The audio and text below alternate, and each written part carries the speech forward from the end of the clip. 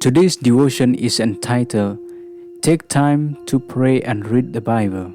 Our Bible text is taken from the Gospel according to Mark chapter 4 verse 18 and 19. These are the ones sown among the thorns. They are the ones who hear the word, and the cares of this world, the deceitfulness of riches, and the desires for other things entering in, choke the word, and it becomes unfruitful. Christ specified the things that are dangerous to the soul. As recorded by Mark, he mentions the cares of this world, the deceitfulness of riches, and the loss of other things. Luke specifies the cares, riches, and the pleasures of this life. These are what choke the word, the growing spiritual seed.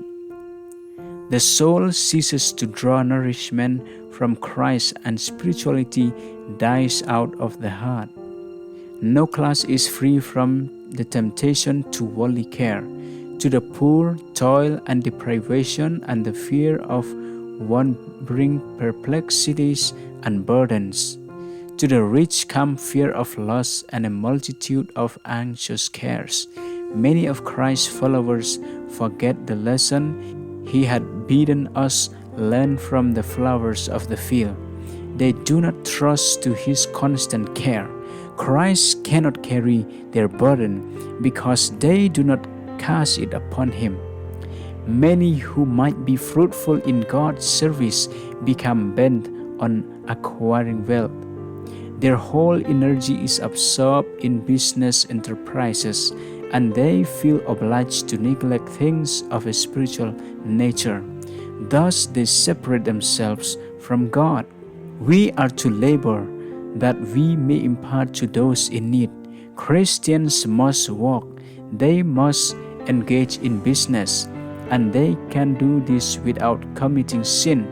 But many become so absorbed in business that they have no time for prayer, no time for the study of the Bible, no time to seek and serve God.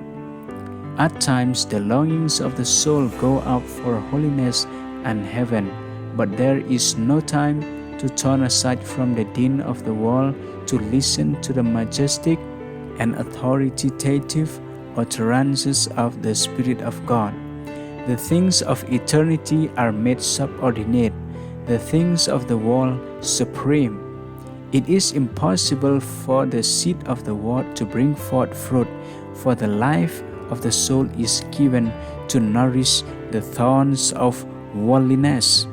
And many who are walking with a different purpose fall into like error. They are working for others' good.